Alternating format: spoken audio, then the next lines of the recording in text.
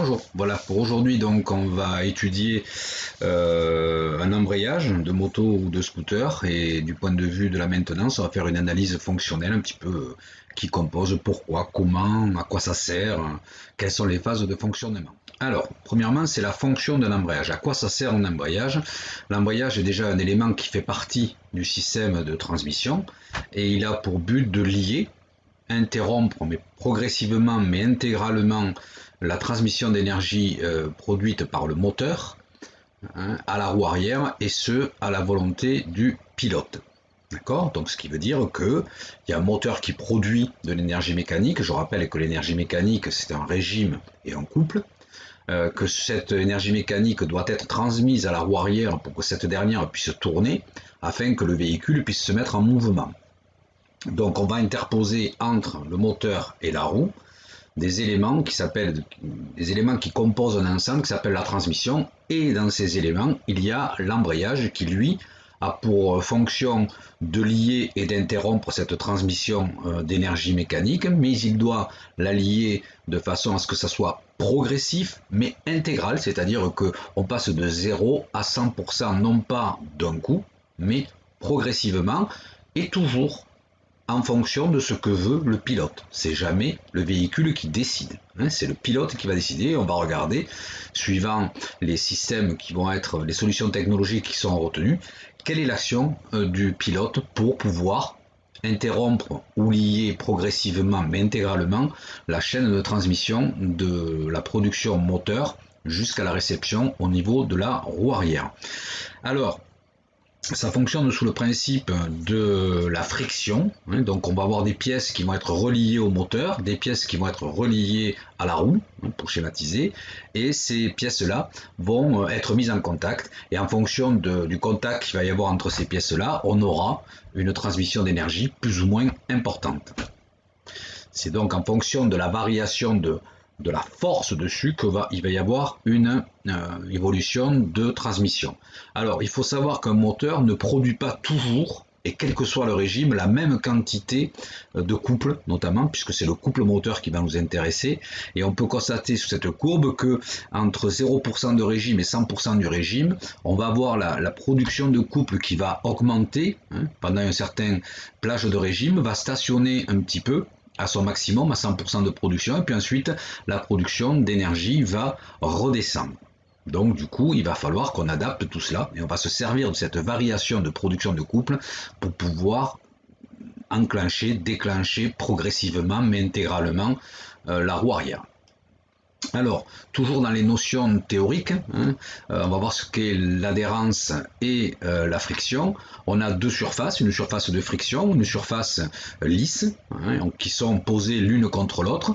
Si je n'exerce aucune action pour presser l'une contre l'autre, si j'exerce un effort latéral sur la surface de friction, on s'aperçoit qu'elle glisse totalement sur la surface lisse et que donc elle n'est pas entraînée. Donc il y a, à ce moment-là, on dit qu'il y a glissement total entre les deux surfaces, donc il n'y a pas d'adhérence.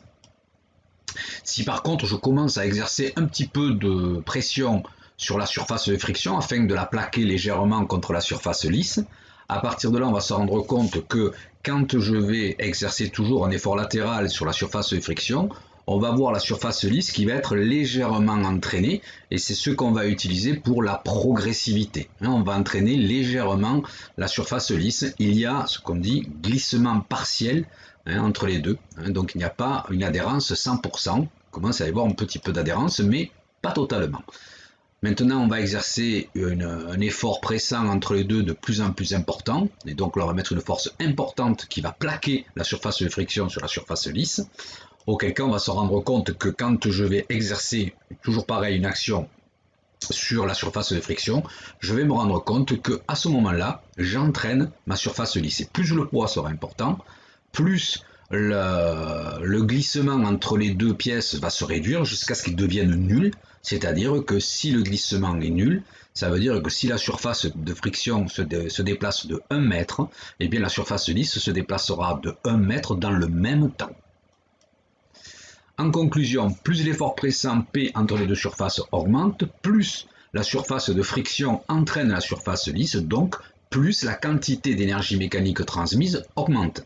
Donc j'ai une énergie mécanique qui va rentrer sur la surface de friction, je vais avoir un effort pressant qui va plaquer la surface de friction contre la surface lisse, et plus cette force de pression va augmenter, plus la quantité d'énergie mécanique que je récupérerai à la sortie sera importante. Donc si je ne donne pas d'action, si je ne presse pas les surfaces de friction, il n'y a pas d'énergie mécanique à la sortie. C'est ce qu'on va utiliser pour éviter de faire retourner la roue arrière quand le moteur tourne. Par contre, au fur et à mesure que le moteur va prendre des tours et que l'on veut progressivement transmettre le régime et le couple à la roue arrière, eh bien je vais commencer à exercer un effort qui va être plus ou moins grand pour arriver à l'effort maximal de pression entre les deux surfaces, et auquel cas, quand je suis à cet effort maximal, à ce moment-là, il y a 100% de l'énergie mécanique moteur qui est transmise à la roue. On va regarder un petit peu l'évolution de cette courbe, on s'aperçoit que c'est très rectiligne.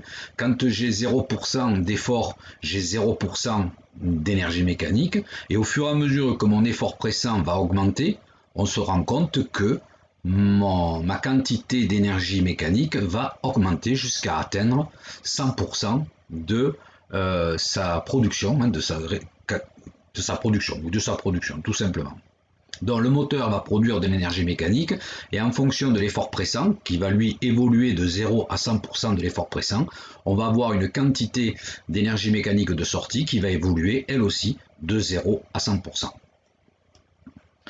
Alors, où est-ce qu'on trouve l'embrayage dans la chaîne de transmission? Alors d'abord, on va regarder sur une moto. Une moto, on a un moteur, on a une roue, il faut transmettre l'énergie mécanique du moteur, il faut la transmettre à la roue. En règle générale, sur une moto, on va positionner l'embrayage entre le moteur et la boîte de vitesse. La boîte de vitesse a une autre fonction, on le verra par la suite. Donc l'embrayage se trouve entre la boîte de vitesse et le moteur. Sur un scooter, on a la boîte de vitesse, n'est pas une boîte de vitesse, mais un variateur. Donc on va retrouver à la sortie du moteur le variateur centrifuge, ensuite l'embrayage centrifuge, et ensuite l'embrayage sera relié à la roue. Donc l'embrayage se trouve sur un scooter entre le variateur et la roue. Alors le principe de fonctionnement, il est relativement simple, quel que soit le système, qu'il soit centrifuge, mécanique, hydraulique ou autre, on a toujours le même principe de fonctionnement, c'est-à-dire qu'on a des pièces qui vont être liées de l'embrayage, qui vont être liées au moteur, et des pièces de l'embrayage, alors là j'ai mis un exemple de surface lisse, ça peut être surface garnie, qui vont être liées de façon permanente au moteur, c'est-à-dire si le moteur tourne, ces pièces-là de l'embrayage tourneront également. Et puis ensuite, on a des pièces qui vont être, elles, liées à la roue en permanence, des pièces de l'embrayage qui seront liées et qui entraîneront la roue. Voilà. Donc si effectivement je ne plaque pas les deux surfaces les unes contre l'autre, j'ai pas d'effort qui va être transmis. Donc il y a un jeu, toujours quand on va éviter que le moteur n'entraîne la roue, eh bien on va mettre un jeu entre ces surfaces-là. Ce jeu est appelé la garde à l'embrayage. C'est important, il faut absolument qu'un embrayage ait de la garde pour qu'on soit sûr que quand on est en phase débrayée, c'est-à-dire dans le moment où on n'entraîne pas la roue, eh bien on soit sûr que notre embrayage n'entraînera pas la roue. À ce moment-là, on a 0% d'énergie mécanique moteur qui est transmise à la roue arrière. Donc du coup, le moteur tourne mais n'entraîne pas la roue. On appelle ça la phase débrayée. Sur une moto, c'est quand le levier est actionné à fond. Et sur un scooter, c'est quand le moteur est éteint ou alors qu'il tourne au ralenti. Donc sur une moto, au repos, on n'est pas dans phase débrayée. Pour qu'on soit en phase débrayée, il va falloir actionner le levier.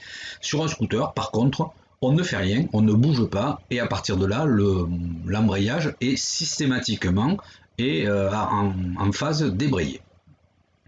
Si maintenant je commence à exercer un effort sur mes surfaces, et les rapprocher les unes des autres, à ce moment-là, ça veut dire c'est comme si je relâchais légèrement le levier sur une moto, ou si sur un moteur, sur un scooter, je commençais à accélérer. Qu'est-ce qui va se passer? Donc l'effort pressant va augmenter entre les deux surfaces, ce qui va faire que je vais rapprocher encore un peu plus les surfaces et les faire toucher, évidemment, les mettre vraiment en contact. Donc j'ai récupéré le jeu qui était la garde et je commence à les mettre en contact. Donc ces deux parties, plus je vais exercer d'efforts, plus elles vont être en contact, et à partir de là, je vais avoir entre 1 et 99% de l'énergie mécanique produite par le moteur qui va être transmise à la roue arrière, et tout cela c'était ce qu'on a vu tout à l'heure, en fonction de la progression de l'effort pressant. Plus l'effort pressant va augmenter, plus la quantité d'énergie mécanique moteur sera transmise à la roue motrice. Et à ce moment-là, on a le moteur effectivement qui entraîne la roue. On appelle cette phase-là entre 1 et 99, on appelle ça la phase de progressivité. Elle est obligatoire pour éviter d'avoir un fonctionnement on-off. Maintenant, je vais exercer un effort beaucoup plus important, c'est-à-dire que là, je vais faire en sorte qu'il n'y ait aucun glissement entre les deux parties de l'embrayage, celle qui est liée au moteur et celle qui est liée à la roue. Donc je vais les presser fortement. À partir de là, sur le moto, c'est quand j'ai relâché totalement le levier, donc je n'exerce plus aucun effort sur le levier.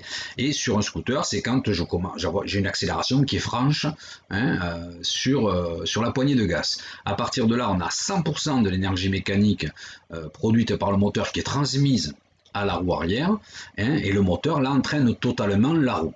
Quand on est dans cette phase-là, qui a 100% d'énergie qui est transmise, on dit qu'on est en phase embrayée. Donc, sur une moto, la phase embrayée, c'est quand on ne touche pas le levier d'embrayage. Et sur un scooter, c'est quand on exerce une bonne rotation de la poignée de gaz. Alors, la force qui plaque les deux parties de l'embrayage sur l'une contre l'autre, sur une moto, ce sont des ressorts que nous allons trouver. Par contre, sur un scooter, c'est la force centrifuge, c'est-à-dire qu'on va mettre des masselottes qui vont être liées au moteur. Le moteur va tourner, plus il va tourner vite, plus la force centrifuge va augmenter, c'est-à-dire que la force qui tend à écarter les masselottes de leur axe est importante, et on va utiliser ce phénomène-là pour aller plaquer les masselottes contre la cloche d'embrayage qui, elle, va être reliée directement à la roue. Alors, si on récapitule, alors sur une moto, l'emplacement de l'embrayage, c'est entre le moteur et la boîte. Sur un scooter, c'est entre la boîte ou le variateur et la roue. La force pressante sur une moto, elle est réalisée par des ressorts. Sur un scooter, elle est réalisée par la force centrifuge. Le pilote, lui, sur une moto, il doit actionner le levier gauche. Sur un scooter, il doit agir sur la poignée de gaz. Si je reprends les phrases, au niveau de la phase débrayée, le moteur tourne. La roue, elle, ne tourne pas.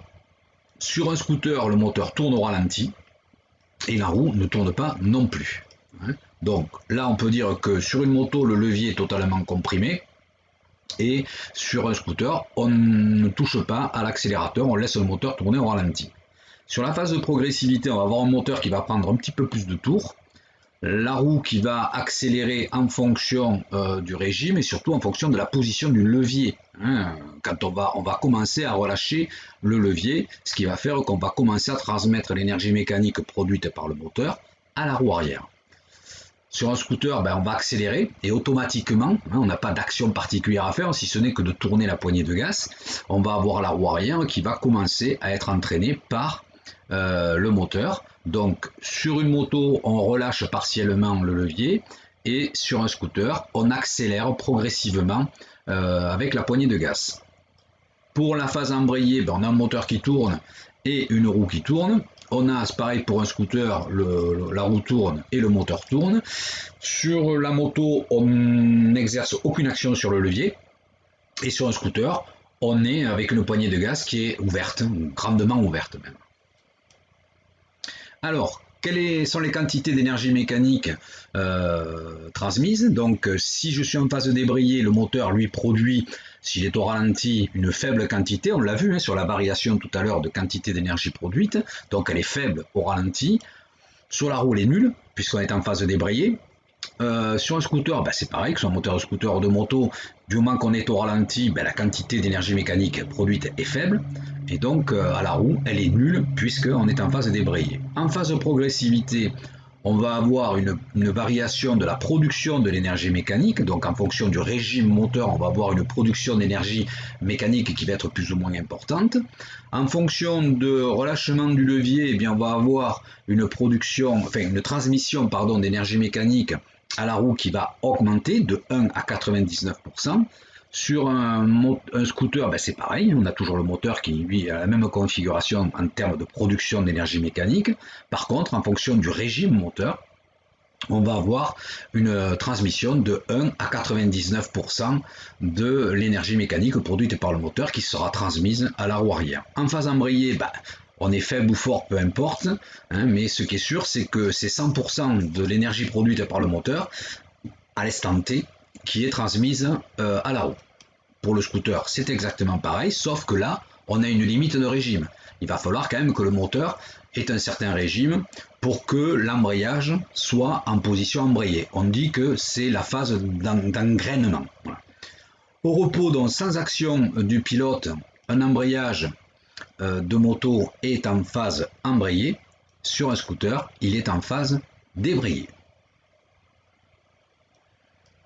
Alors, les solutions technologiques que l'on connaît, hein, on connaît donc l'embrayage multidisque à bain d'huile ou à sec, c'est simplement parce que du moment qu'on fait frotter des pièces les unes contre les autres, on a de la production de chaleur, hein, puisqu'elles glissent les unes contre les autres, donc dès qu'on fait glisser, on produit de la chaleur, donc cette chaleur, il va falloir l'évacuer.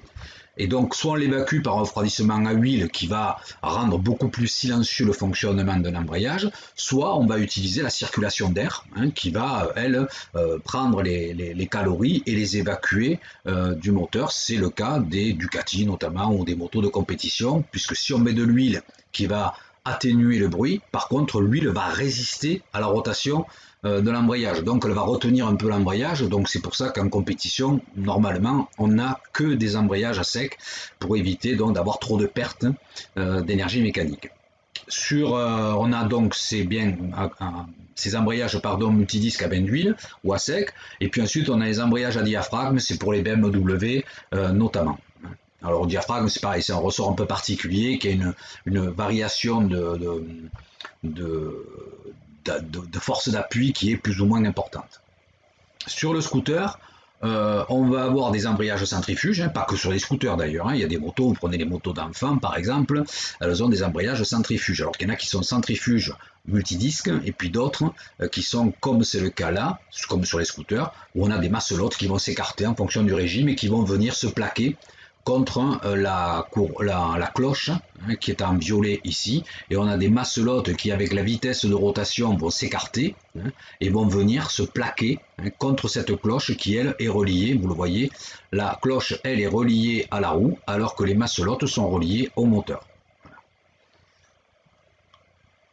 Et les petits ressorts que vous avez ici permettent, quand on relâche les gaz au ralenti, de maintenir les masselottes à position 0, c'est-à-dire n'entraînant pas la cloche.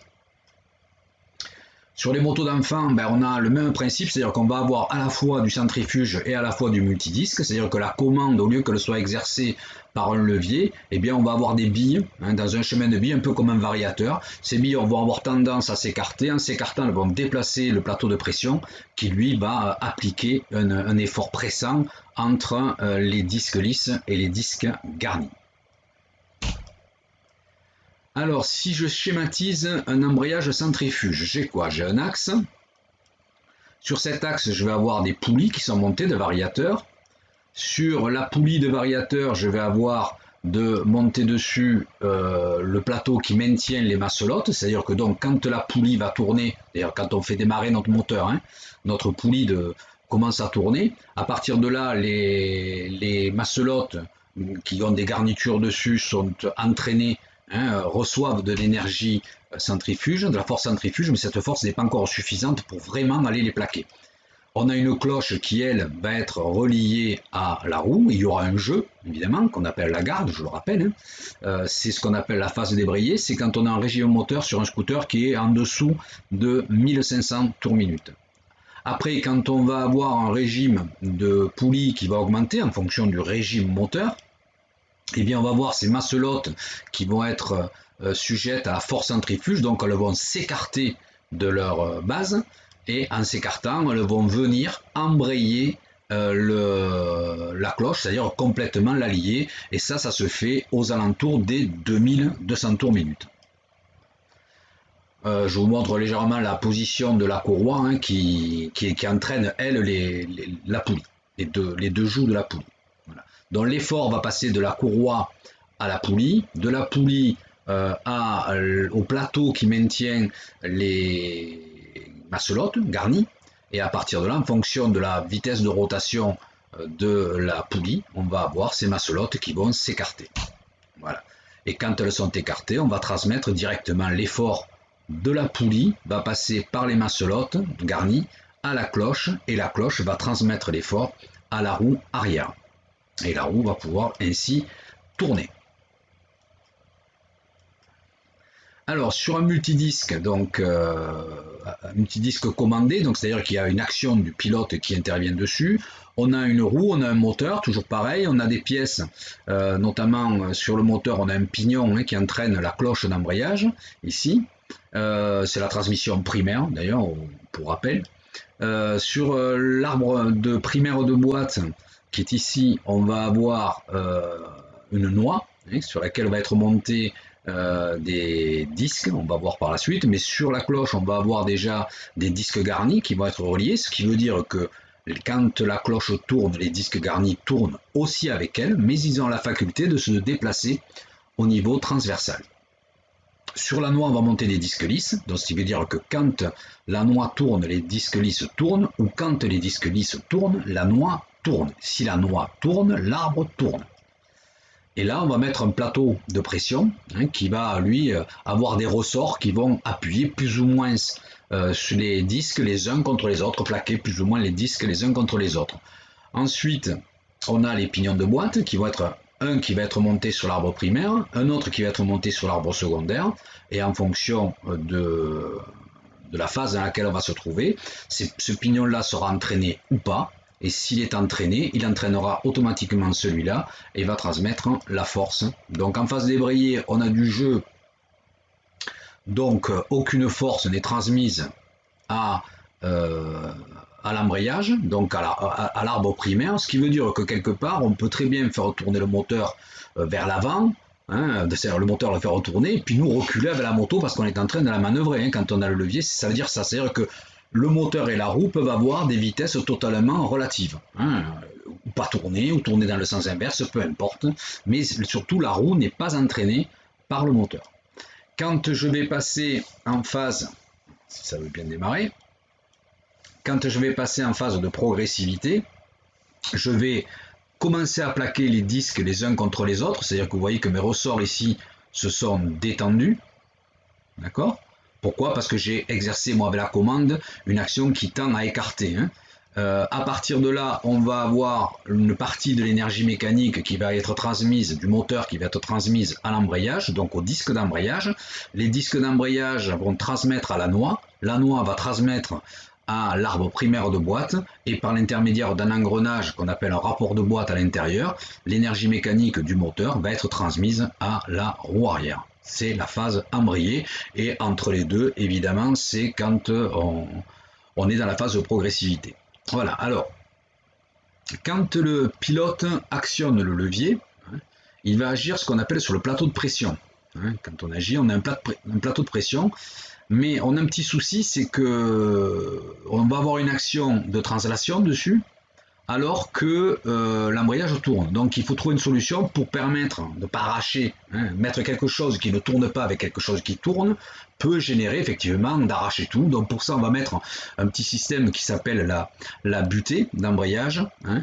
Cette butée, donc c'est voilà, c'est la butée d'embrayage, c'est un roulement hein, qu'on va mettre, qu'on va interposer. Alors ça c'est relié, la partie verte est reliée au plateau de pression. La partie bleue, c'est la commande, donc on va pouvoir effectivement transmettre un effort de translation à quelque chose qui tourne, puisque on va tourner autour du roulement, c'est-à-dire que la bague extérieure du roulement va tourner, par contre la bague intérieure ne tournera pas, donc je vais pouvoir transmettre l'effort. Voilà, la commande, la butée. Alors cette butée, quand elle commence à être usée, vous comprenez qu'elles sont hyper sollicitées, elle commence à siffler, on l'entend siffler la butée. Alors certaines ont des réglages, vous voyez, c'est un système de vis écrou qui est ici. Donc il faut toujours vérifier que quand on est en phase embrayée, il y ait bien du jeu entre les disques garnis, entre la commande et le plateau de pression. Ensuite, on a plusieurs types de commandes. On a les commandes externes, donc c'est celles qui sont à l'opposé, externes, c'est pardon, qui sont côté embrayage. Donc on a la biellette qui est sur le carter d'embrayage, vous avez dû le voir, c'est le cas par exemple de, non même pas de la MT-09, je sais plus. Enfin bref, vous regardez, si on a une commande externe, on a la biellette qui est positionnée sur le carter d'embrayage, auquel cas on agit directement sur le plateau de pression. Par contre, on a des commandes internes, c'est-à-dire qu'interne, on a une tige à l'intérieur de l'arbre primaire de boîte, parce que l'action du pilote va se faire à l'opposé du carter d'embrayage, c'est généralement côté sélecteur. Et on va avoir la biellette à cet endroit-là. On va avoir une tige qui va traverser tout le moteur, enfin, toute la transmission de la boîte, pour arriver jusqu'à l'embrayage, et on va agir sur le plateau de pression par l'intérieur. Il peut également y avoir à cet endroit-là un réglage. Vous avez vu ça notamment sur les 450 RMZ. Alors, au niveau des liaisons entre le levier et l'embrayage, on peut avoir des câbles, hein, et puis on peut avoir des systèmes hydrauliques, c'est comme les freins, hein, donc avec un mètre-cylindre, on appelle ça un cylindre émetteur, et un cylindre récepteur, c'est lui qui va agir sur le plateau de pression de l'embrayage. Alors, quand on agit sur le levier, donc quand on n'a pas d'action sur le levier, on est embrayé. Quand on commence à agir dessus, on est en la phase de progressivité. Et quand on est complètement comprimé, quand on a le levier complètement comprimé, on est en phase débrayée. Alors vous remarquerez quand même une chose, hein, ici, quand vous allez vous interroger en cas de défaillance, contrôlez bien si par exemple votre client vous dit « ouais mais quand je passe à la première, elle continue d'avancer hein. » Regardez en premier lieu bien évidemment les réglages de commande, mais regardez surtout si le client n'a pas changé de poignée caoutchouc. Si elle est un petit peu plus épaisse, on fait moins de courses avec notre levier et donc à partir de là, on n'est pas sûr de débrayer totalement l'embrayage. C'est fréquent. Voilà, donc quand on règle notre garde, quand on a la garde au levier qui nous permet de régler la tension du câble, hein, parce qu'un câble ça s'use, hein, et puis en même temps ça permet aussi au pilote de savoir à quel moment il veut la sensibilité dans son levier. Et ensuite on a la garde de l'embrayage qui elle se règle par la partie basse du câble, hein, l'écrou contre écrou avec la vis ici permettent de régler la garde, donc c'est le jeu que l'on va mettre entre le moment où on n'agit pas sur l'embrayage et le moment où on agit sur l'embrayage. Et on peut avoir des réglages internes de garde comme c'est indiqué en vert. Voilà, donc maintenant vous savez quasiment tout sur un embrayage, mais en fait vous en savez suffisamment pour répondre au questionnaire que je vous ai envoyé par mail. C'est un formulaire forme, et donc un petit questionnaire pour vérifier si vous avez bien admis le cours. Voilà, ben je vous dis à la prochaine fois. Ciao ciao.